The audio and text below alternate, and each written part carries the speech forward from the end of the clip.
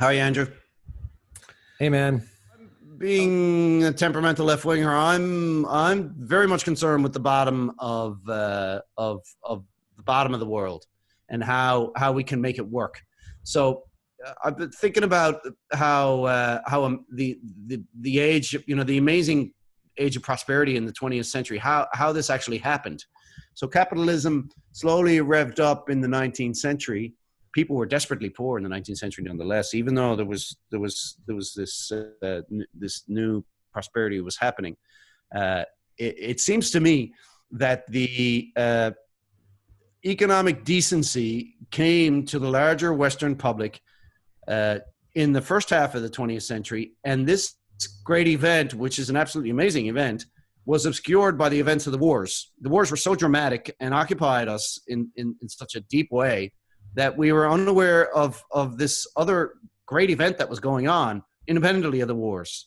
And what was going on was... Are you sure it was independently of the wars? That's a very good question. That doesn't quite work for me, because somehow there's always this story where wars are big money generating.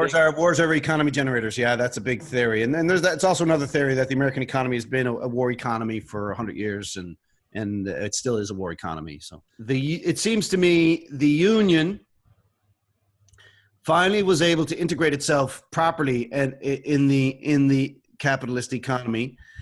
And I have a sociologist friend. His name is Steve Lopez. He explained this to me, that when the war ended, Germany, the Nazis were completely shamed in Germany, and Germans were completely humbled, and went about the process of building a new society. And they created this fascinating structure. They created this threefold negotiating structure between government, business, and the unions. And so in order for big companies to make any decision, it had to be made at the table with government and with the union, so that all three of them came to an agreement. And they would on a regular basis sit down if there was and renegotiate and make plans for the future. And this was in many ways a very non-conflictual way of doing things, because all the conflict was in the negotiation.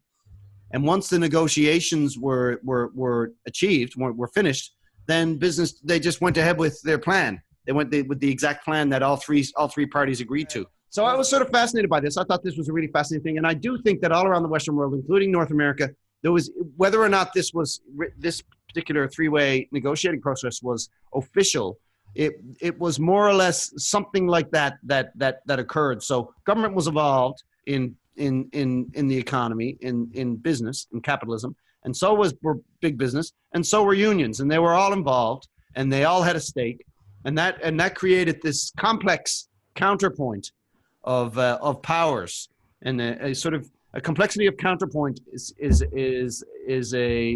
seems to me is what is needed to make a fair economy. And what this did in the post-war years was the Western world happened to be extremely prosperous during those years, and the whole society, with relatively few exceptions, did extremely well. It was an amazing period. And now, I grew up in a left-wing house, and we, I was around a culture that's picked apart all the negatives of this particular social economy. But nonetheless, in retrospect, looking back, it seems to me it's probably the fairest society we've ever had. The period, say, between 1945 and the mid 80s or something. So like until Reagan and neoliberalism and globalization and all of that. Yeah. Now, to explain Reaganism, it seems to me that in the late 70s, in the 1970s, it didn't work as well. It went into decline. Unemployment began to rise. There was a lot of unease in society, and there seemed to be a feeling that there was a need to shake things up. And another thing is, big companies knew damn well that there was cheap labor outside. Like there were these jobs were also upheld by high tariffs and things like that. Governments had trade tariffs to protect these industries and whatnot. So it was a protectionist arrangement. But it seems to me, looking at that now in retrospect, and I was on the side which very much, I was only a kid at the time, but I was a part of a culture that saw this as dark, as this change as something. In retrospect, 40 years later, I think of it as probably the most amazing period, just as amazing a period of economic history as the period following the wars. It's just that it wasn't amazing for us. In other words, what happened was the trade barriers came down, the free trade started. We moved all our manufacturing to well, first of all, the unions were broken in the US by Reaganism. But then in the 90s, globalization began. This was a very dramatic time, very volatile, very unstable for the Western world. It seems to me we paid an enormous price for what in turn was the amazing economic prosperity of basically the rest of the world. I mean, it was incredible. I was terrified of this in the 90s when I was in my 20s, that it was, I just felt so vulnerable, economically vulnerable, that there were no jobs and this kind of stuff. And I was not alone. And scores of people wondered if, in fact, our economy was going to collapse completely because there seemed to be no way to support government revenues and these type of things. Our manufacturing base, it felt as though, I think in reality, it wasn't fully the case. There was manufacturing that stayed and survived. But we certainly had a feeling that our manufacturing base had disappeared, had been just taken out from under us. And when that happens, you basically lose your tax base. And so we just felt like we had no everything was fluttering in the air with it's like having a building without a ground floor. That's what it felt like. So it was hovering in the air and just ready to fall and crash, it seemed to me. And I felt through the 90s that this was going to happen. And then somewhat what amazed me is that the economy turned around and everything went to buzz and things got, there were jobs and things went well again. And I don't think I understand that, except that capitalists will talk about, there are always upturns and downturns in a capitalist economy, and that's life. But my understanding of how that worked I just don't understand. So, well, it's a funny thing. Like, again, I'm not an economist, and I don't really have any much informed vision of all this. But you get a feeling of what's going on from the news in some sense, and I felt like 10 years ago there was this incredible pessimism about where the world was going, and now it seems like there's this kind of new kind of optimism, and I don't know whether I trust the optimism, because it might be just the information that I'm getting on my Twitter feed, or you know what I mean. Yeah, it's like, I'm not picking up on the optimism. I'm not. Well, there's all Steve Pinker and there's all these stories. Oh, I see. You're talking about those. And I know there's all these stories about how India is now, people are not starving to death. Poverty has gone down everywhere, and there's life is getting better and better. And that's the kind of, I guess maybe even just 5 years ago, I had the sense, okay, there's we're on the Titanic and we're heading towards global warming, and everything's going to collapse. And recently it's like, oh no, we're building a better and better world. And I don't know why that's happening, but it's just, what I'm describing is the information that gets fed to me through media, which is very strange these days. And and it's very hard to process or understand what the hell it is like. Yeah, I mean, I'm basically kind of talking exactly about that this was a very unstable time, but nonetheless, there were enormous benefits going on. Now, people are talking about all the enormous benefits that are happened to China and India and all. Now, that doesn't mean there aren't negatives. Doesn't mean there isn't environmental price to pay and that kind of stuff. But it does seem that these countries are there's way more money in these economies, and that allows for all kinds of other benefits to people all around the world.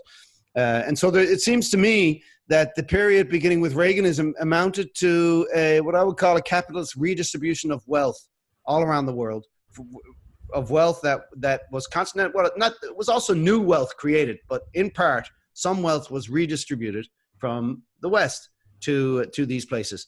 I think part of the reason why this globalization worked is because we, in turn, we gave up good jobs for cheap products. So, we would pay, back in the 70s, we would pay way more, say, for television or something like that than we do now. And it's because they're made much more cheaply, at a much cheaper cost. Well, there's also the free economy right now, and in the sense that information is free, right? Yeah. Oh, yeah. Not only is information free, most music and TV, everything is you can get it. It's not always legal, but everything is. No, that's a whole other dimension of how that seems to me almost like a subsidy or something. Like the internet is this massive subsidy that helps us. It's a free tool essentially. I mean, it's not free. We pay a little bit, but we don't pay much. And, we get all this free information, which in the past we had to pay for quite a bit. So I'm just trying to give you a little historical backdrop of my sense of my understanding of where we are now.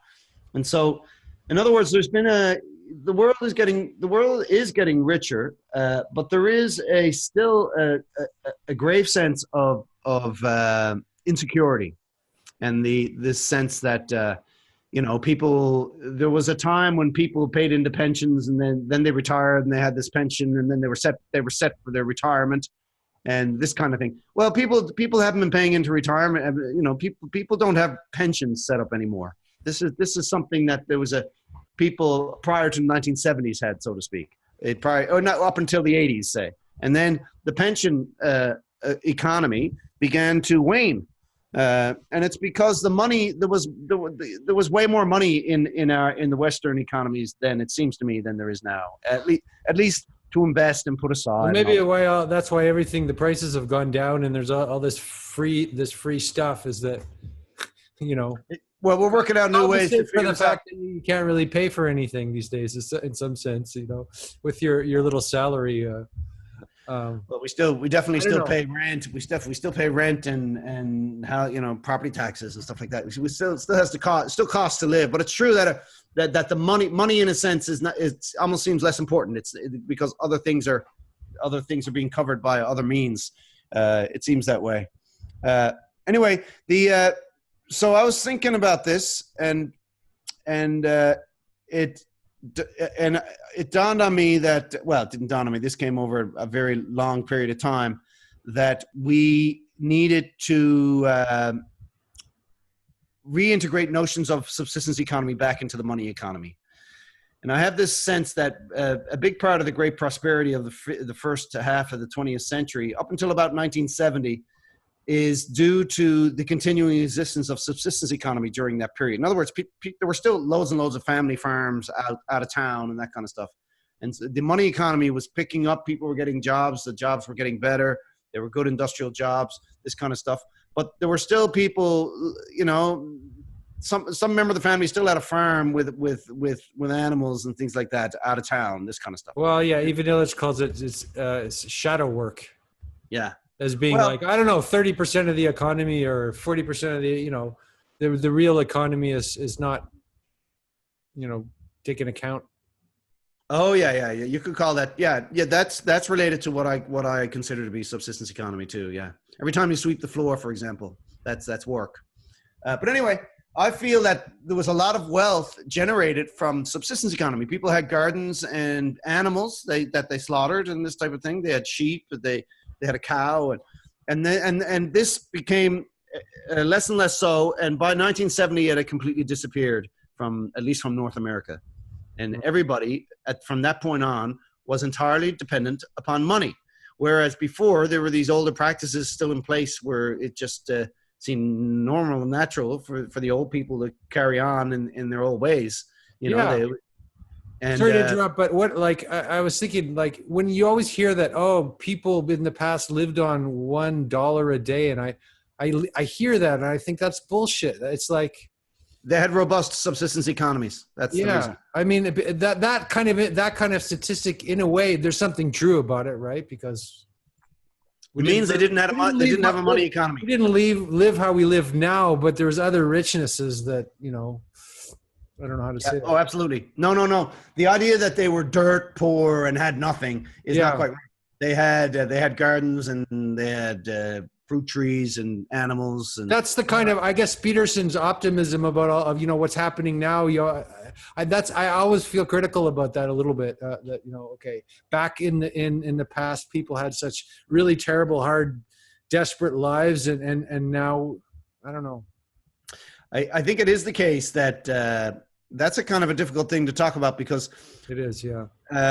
The first things like child mortality was really high then, and it was more than it was related to poverty, but it was mostly related to knowledge. It was related to the fact that there were no cures for a lot of these childhood diseases. But I think their lives, they ate well and they were well housed. But they had community, right? They didn't have this level of depression and schizophrenia. I do believe mental illness that's everywhere in a modern. I think there was a rise in awareness of hygiene as well in the early 20th century, which really improved. It improved the health of the larger population, so that's another.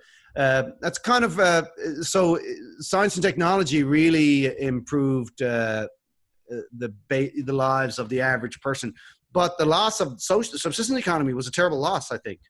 And people call this the loss of traditional life, but I think that's a little bit of a little bit of a misnomer, because it's very easy to have a subsistence economy in a modern life or in an urbane life. It's just, I don't know if it's easy, but it's certainly imaginable. You can do it. And that's not traditional. So subsistence and traditional don't mean the same thing. And so this is kind of, so I'm working on the idea that subsistence economy can be reintegrated into cities, into the urbane life. And we can have an entire level of economic life, which is essentially unrelated to making money, unrelated to going out, getting a job and making money. Yeah. So, well, in a way where, I'm putting out content and writing and I'm not being paid. Like, we're having this conversation. I have my job, right, on one hand, and that's about 50% of my, even less, of my work, right? I mean, how would you define work, right? Work is doing the stuff that's kind of hard that you don't really want to do, right? Yeah. But you do it because it makes your life meaningful, right? Yeah. So I, my wife, she has a full-time job in hotel and most of her work is work, for me, it's like 50%. So I wonder if that's a subsistence economy. That's what you're talking about. Absolutely. I would say we're moving more into that. Now, I'm not being paid for that, but there are some, I guess, rewards, intangible rewards. Well, I would say you would probably first and foremost think of essay writing as cultural life. And you might think of it as intellectual life or even political or something like that. But it absolutely is economic. It has an effect on people. If they're interested in your essays, then they read it, and it has various effects on them, and it'll influence how they behave. And so everything, in a sense, everything overlaps a little bit with everything else. So you can think of that as economic, and you may eventually get paid for that from writing those essays. You may, who knows? Yeah, but I do agree that we can imagine, say, a world of making art. Like, I think, since most people stack up at the bottom of hierarchies, to quote Andrew Sweeny, and for example, since most artists don't make any money. To quote Jordan Peterson. Sorry, you said to quote Andrew Sweeny, but Jordan Peterson. Jordan Peterson. Jordan Peterson. I wouldn't want to. Oh no, you got it right. So anyway, that I'm thinking that there's all this art, and some of it is really good art that never gets involved in the monetary economy, but is nonetheless involved in people's lives. Now, maybe we can call that not economics, but cultural life. But let's say you make a pie and you give it to your friend. Well, that's obviously economic. It's a gift, but they eat the pie. And if they're eating the pie, they're not eating another pie. And that means they don't have to go out and buy one. If they sit down and eat the pie, they don't. So there's there's a deeper level of economics which is profoundly non-monetary. Yeah, well, I see that also at at this Buddhist community. I know there's these people. The lady's probably a master of Cuban percussion, of some kind, and could probably be earning tons of money doing that if she wanted to. But they actually have chosen not to, right? Engage in that way. So they're making all this extraordinary art and music, but they're not. It's not. It's for the sake of I don't know for the sake of itself. But then on the other hand, right? Okay, if I'm being paid $10 for an essay that I put on Medium, I'm pretty damn happy to be paid for. Sure. For creative output. Yeah. It's like there should be of being paid for that. I think we're digressing a little bit in talking about cultural matters such as the arts. I'd like to stick as closely as possible to economic work. In other words, work which produces things that we consume for economic benefit, such as food, shelter, and clothing, this type of thing. Right. So I just want to back up a little bit. So I just discussed Reaganism and globalization, free trade, and this kind of stuff.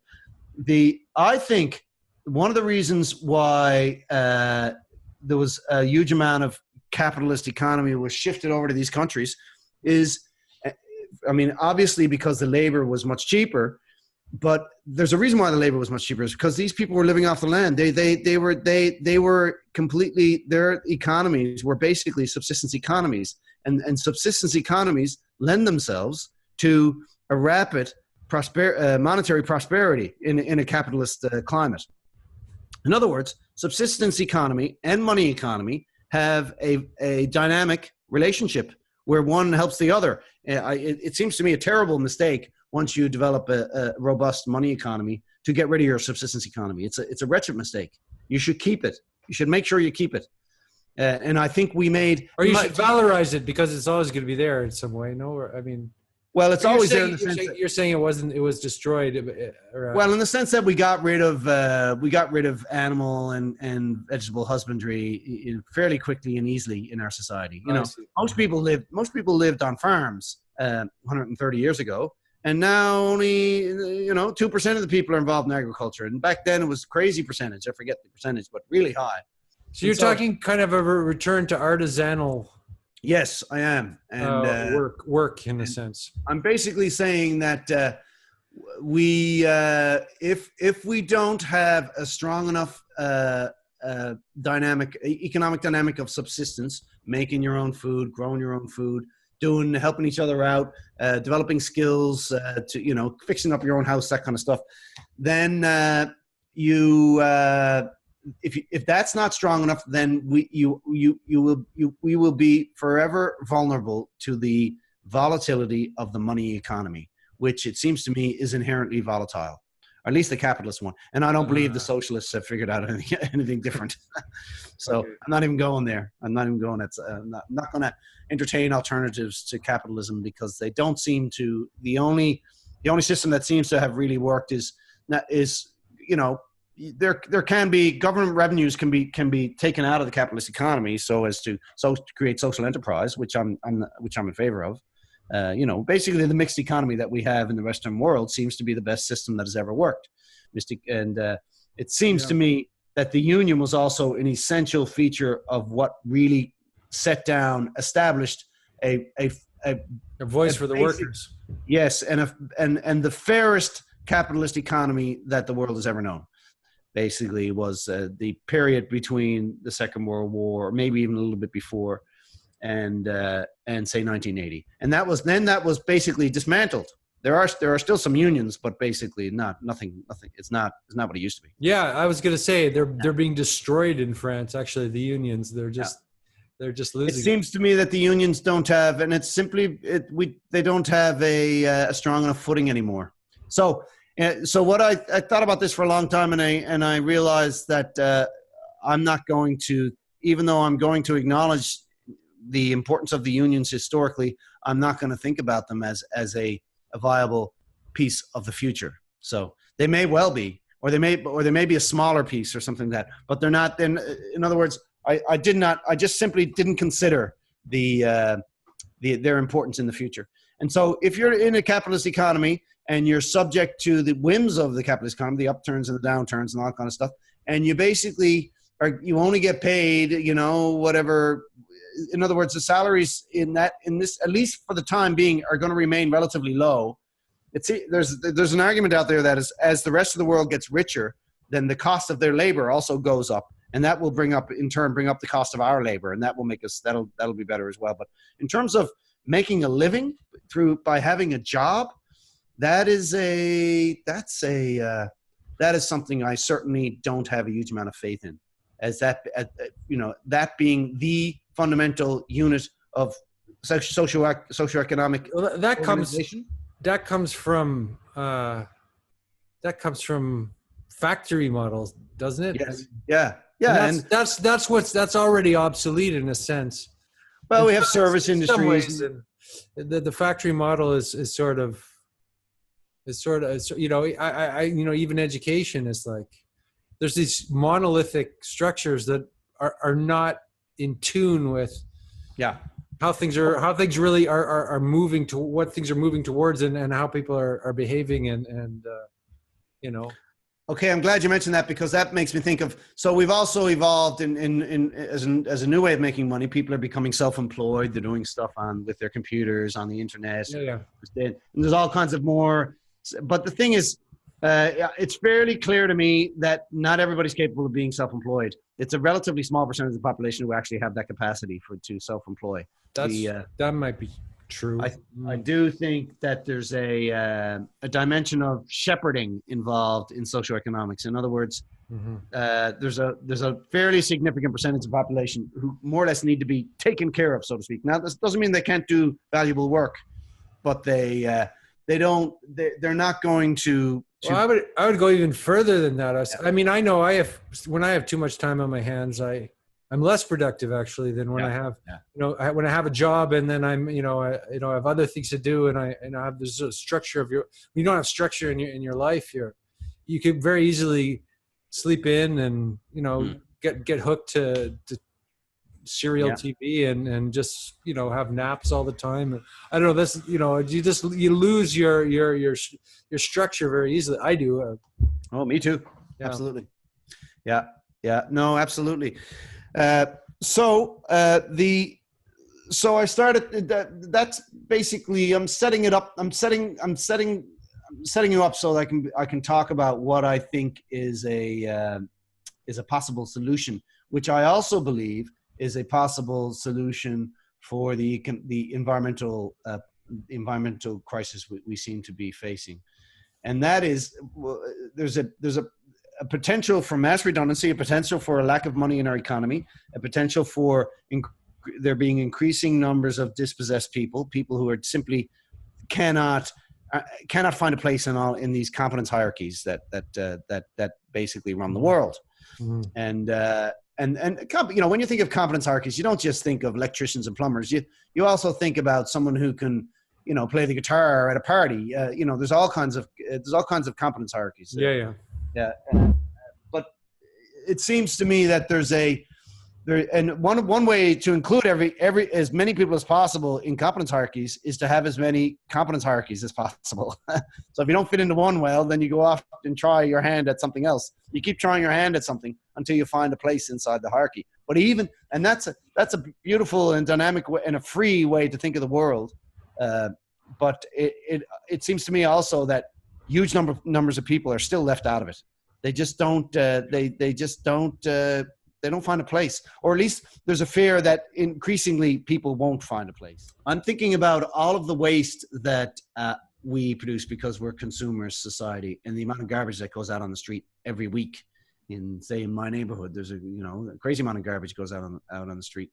The amount of cars that get sent to the junkyard. Now they do get smelted down and stuff, but I'm thinking that all of this garbage, including the stuff, whatever we flush down the toilet, feces and including that kind of sewage is valuable, and it has enormous economic potential. And what if we set up a new ethic in which absolutely no, not one unit of waste were to leave your neighborhood? If absolutely everything were to and you organized yourself very deliberately in such a way that nothing would leave, then and what if this became a very profound ethic? First of all, it would take care of an enormous amount of our environmental problem. I believe, for one, we would start consuming less, because we would have all this stuff that we would be forced to reconvert into something new, which would function as economic wealth. You know, you could create all kinds of stuff with it. I can imagine that with the waste produced by neighborhoods, you can build new houses fairly easily. And I can also imagine that rich neighborhoods, because they're too busy making money, would not be interested in doing this, but they would most definitely be interested in throwing all the garbage down into poor neighborhoods. And if they were adequately organized, they'd be delighted to have it all. They could create a house through 3D printing. They just put all the material and the garbage into some kind of vat and make this new material and then build houses out of it. Yeah. I mean, you can imagine, there's no end to imagining what can happen with every time a house gets torn down, for example. You have fairly strict ethic in place where nothing is wasted. So you save all the wood, you save the windows, you even, as much as possible, if you're going to beat up the concrete foundation, for example, then you just save the blocks of the rocks, and the debris, and that gets reused, all of it, absolutely and the plastic and the insulation.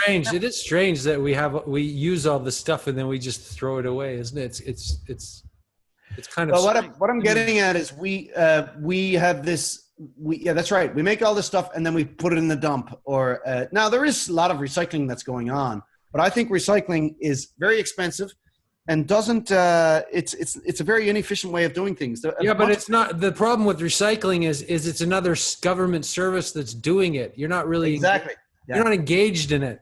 It's not very intelligent. So I think what you're talking about is some kind of. It again goes back to Petersonian idea of responsibility, right? Yeah, absolutely.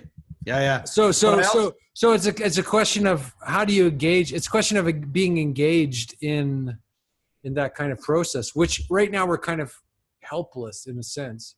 Yeah, we're very vulnerable. We have relatively meaningless lives. Yeah. And we don't make anything. We don't do stuff. I mean, some people do, but they do it because they're driven to do it, because they like that kind of thing. It's a hobby or whatever. But they make clothes or whatever. But what if everybody who doesn't fit in well, or I mean, I can imagine lots of, if this particular way of life were to really take off, people would lose interest in low wage jobs, because their lives, their economic lives in the neighborhoods would be more interesting and more prosperous, because I can imagine, if you imagine for example, I have worm composting here in my basement. What I do is I shred cardboard and paper, and I take my food scraps from my kitchen and I mix it all together, and I have worms that eat it, and they eat the paper too, and they create compost with it. Yeah. It takes a few months, and you feed it. I just dump the new.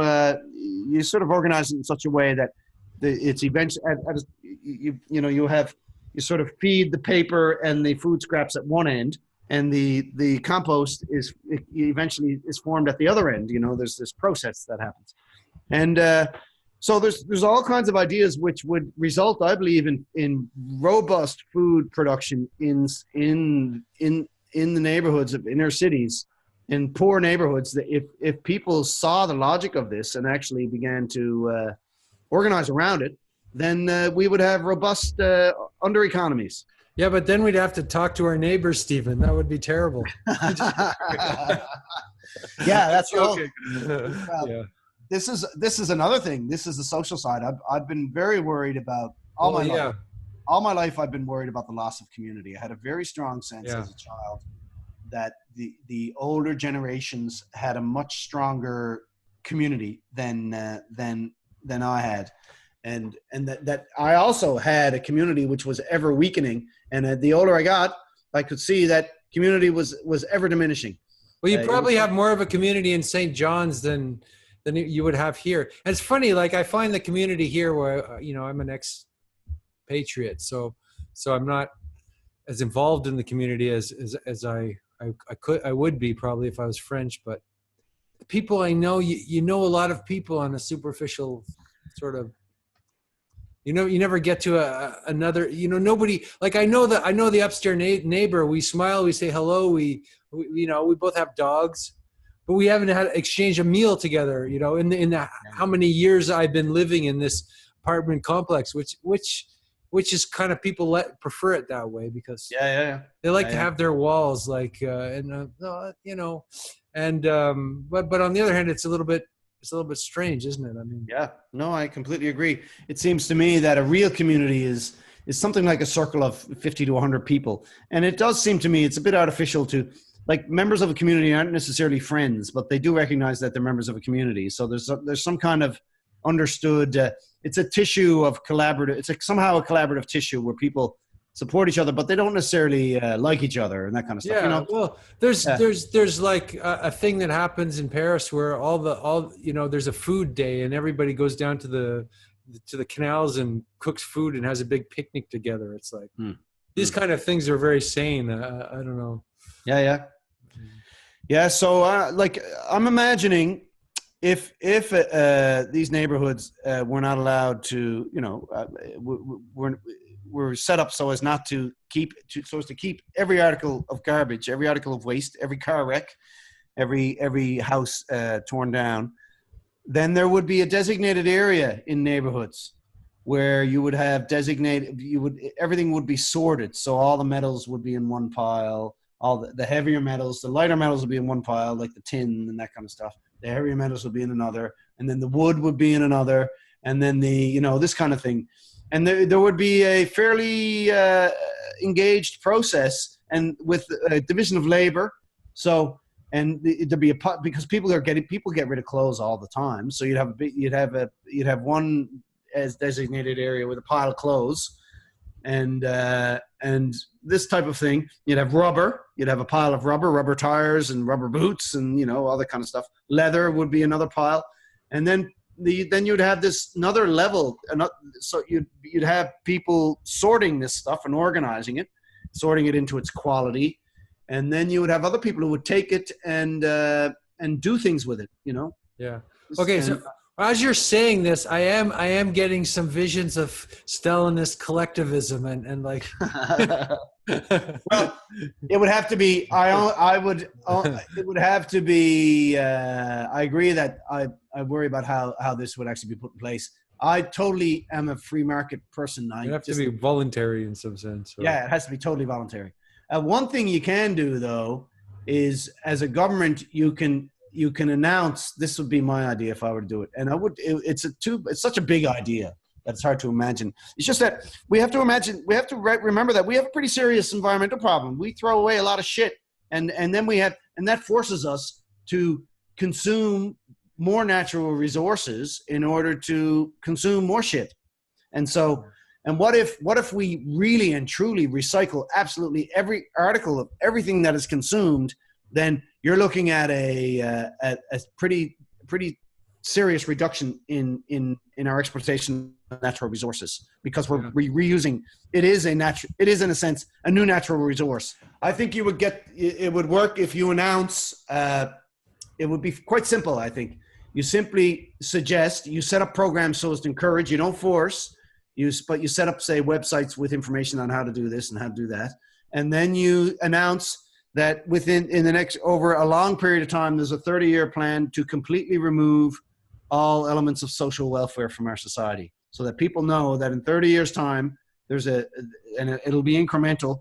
There will be no more, social assistance, no more employment insurance, no more workers' compensation. All of these base subsidies. I think you're laying out anarchism there a little bit, in a way. No low-income housing. You would get and if people know they're not going to have that, then they start to think differently pretty quickly. And then you say, well, we're also going to set up an infrastructure. We're not forcing you to use it, but we're setting up an infrastructure which will make it very logical for you to engage in such an economy. In other words, you can recycle everything, and you can gather up everything. You can reuse it. You can turn it into something else. And it'll create another dimension of wealth. I have a feeling that this is and there, by the way, there are cultures that do this already. It's just that it's not so organized. You know, there's shantytown cultures. In South America are known to get rich. They become relatively sophisticated towns. You know, they have plumbing and electricity and all this kind of stuff, and they're shantytowns. They're outside, you know. I think one of the reasons why shantytowns developed is they were outside tax zones. People didn't want to be inside cities. So one of the reasons why I got interested in this in the first place was I realized that the 9-to-5 job, the money economy grind, it wraps you, it gets you, sucks you into this high cost economy. You have to pay your rent, or you got to pay your mortgage, and you have this long list of bills. But what if you lived in an economy which had minimal bills, if any at all? You might have to pay for a cell phone or the internet or something. But basically, what if if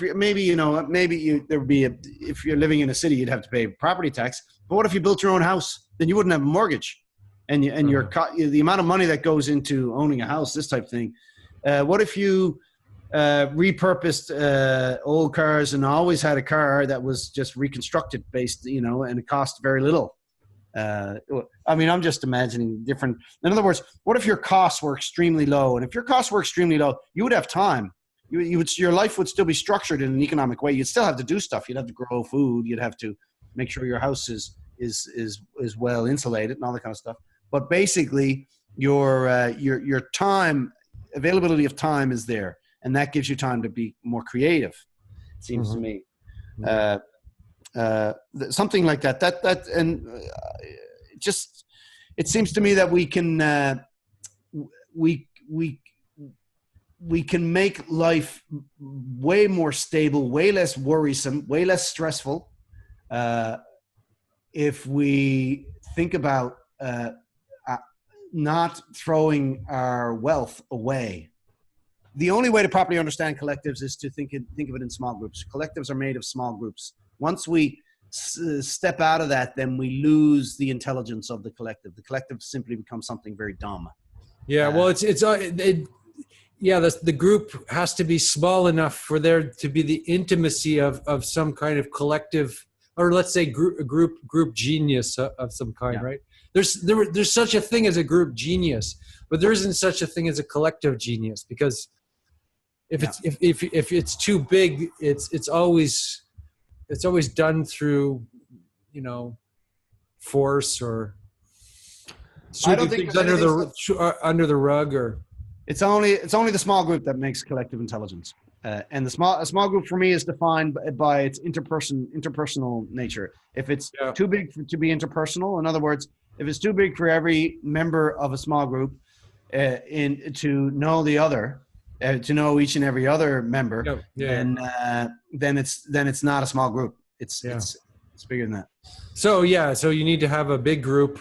If we have countries, right? But then everything has to be broken down so that each organization is small enough, to be intelligent, right? Yeah. I think that the notion of individual sovereignty is an inherently male notion. I've been thinking about this lately, and that there's a female equivalent, which is it has to do with the making of the person. So this is my female principle. The making of a person is an interpersonal process. In other words, it's a more, and a person, of course, is the flip side of an individual. I mean, ultimately, you could argue that they're the same. I think there's a subtle difference. But women become persons, and they ultimately become individuals, at least in their own minds. And of course, there are many exceptions to this, but as a general identity rule, they exist in groups. They function. They support each other, and they become whole persons through the intersupport of each other. And so there's a much more greater sense among women of the social process, which makes them whole, which makes them. Oh, I was talking to this guy, Paul Vanderklay. He was saying men have relationships side by side, So you see a bunch of guys sitting together, they're side by side each other, eating their lunch, at the construction site, Whereas women men don't relate engaged to each other nearly as well. Women are just sort of engaged, almost right away in an intense way, where men are sort of afraid of relationship.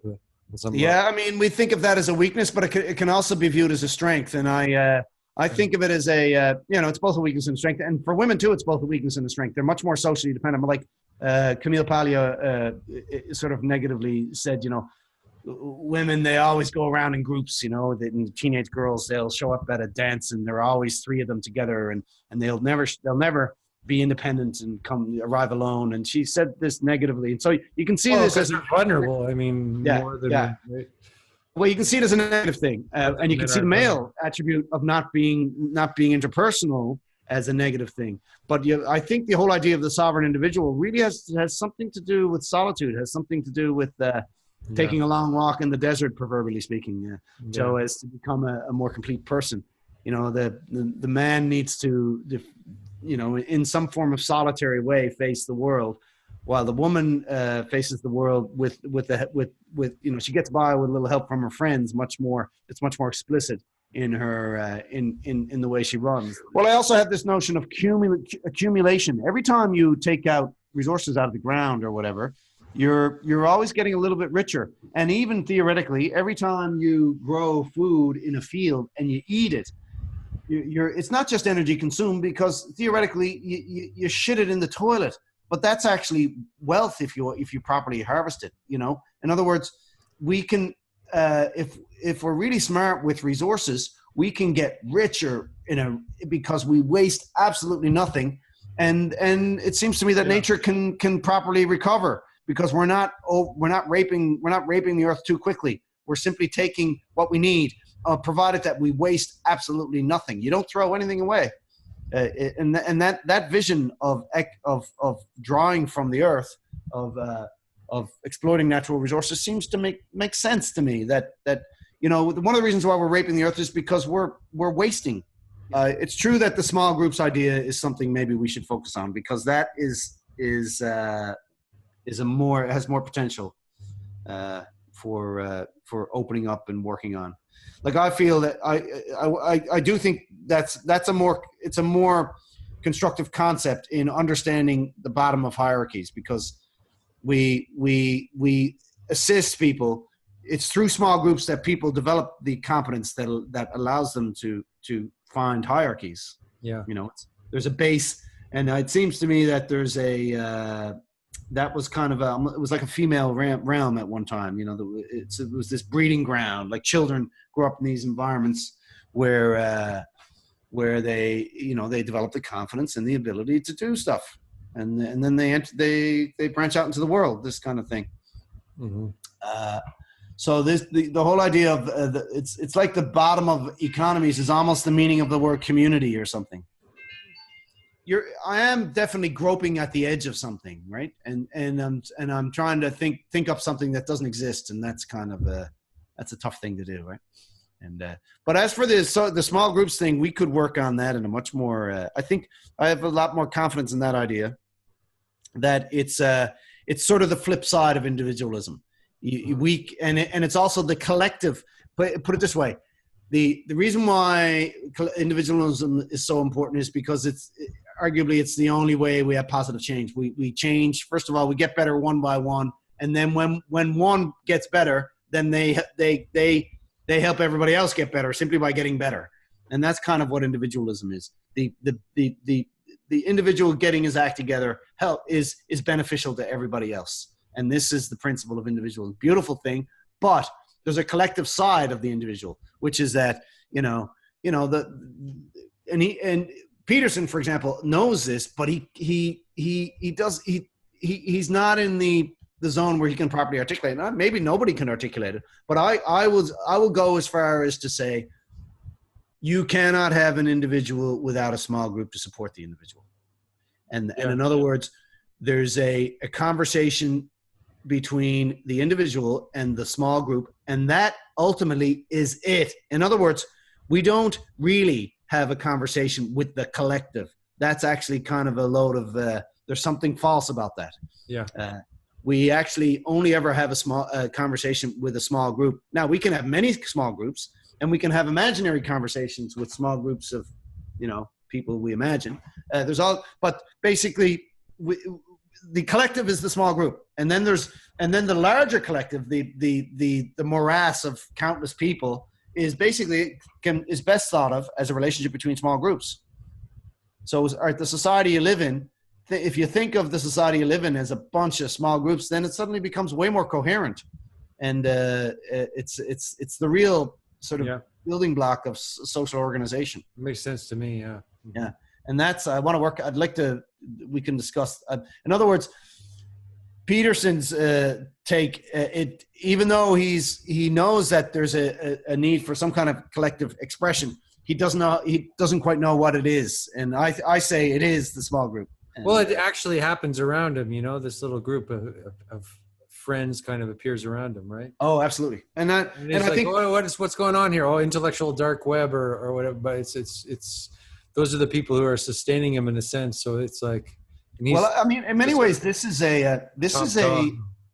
many ways for me, this is like David Fuller is kind of basically saying, we need to flesh out the left wing side of this. Yeah. That's what he seems to be saying. And so I'm kind of more interested in many ways in what David Fuller's up to, because he understands that there's a lack, there's a lack there. So I'd like to push that idea, and we can work on it. I mean, we can work on it more in a later time and really try and flesh it out as much as possible. I also believe that like I said, the small group is kind of late. But to repeat what I said earlier on, the person and the individual are two sides of the same thing. The person is arguably the female dimension of the individual. They're sort of, and the individual, the undivided self. Okay. Yeah, this is the positive side. A person is defined by small groups. A person is an interpersonal process. You cannot think of personhood without the interpersonal process that envelops the person. And so, and this I believe is fundamentally feminine, I think, in its definition. And the male, the undivided self, is something much more mysterious. It's like it's spiritual or something. It's to be undivided. It's you come down from the mountain, this undivided soul, this individual.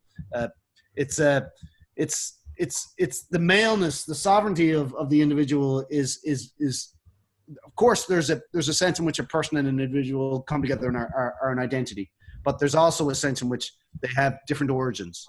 And one, it seems, a person comes up from the bottom and an individual somehow comes down from above or something like that. And so these are, I'd like to talk about that, and we can, that would be a much longer conversation, more interesting one, I think, and struggle to talk about it in a way which really integrates the feminine in a positive and equal way, sees the two as a dyad, and they're coming together to mean the same thing. The person and the individual are coming together to mean the same thing, but they come together from different sources.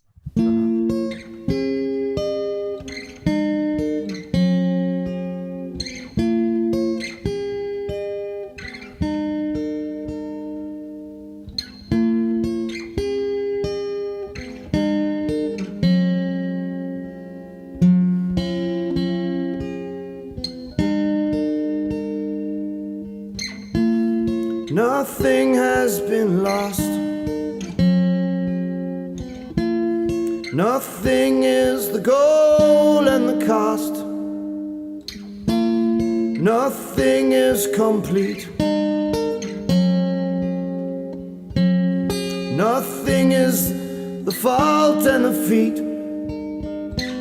Castle crumbled to sand, and the golden morning at hand in the ride.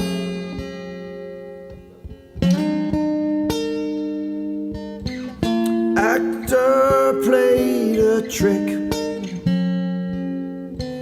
to keep that picture from getting sick. Actor wore a mask.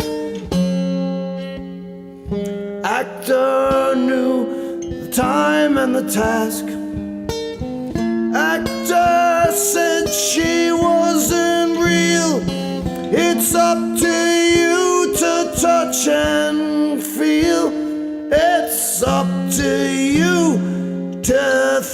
and feel, 'cause castle crumble to sand, and the golden morning at hand, and the railway runs over land, and the boy's becoming a man in the rhyme.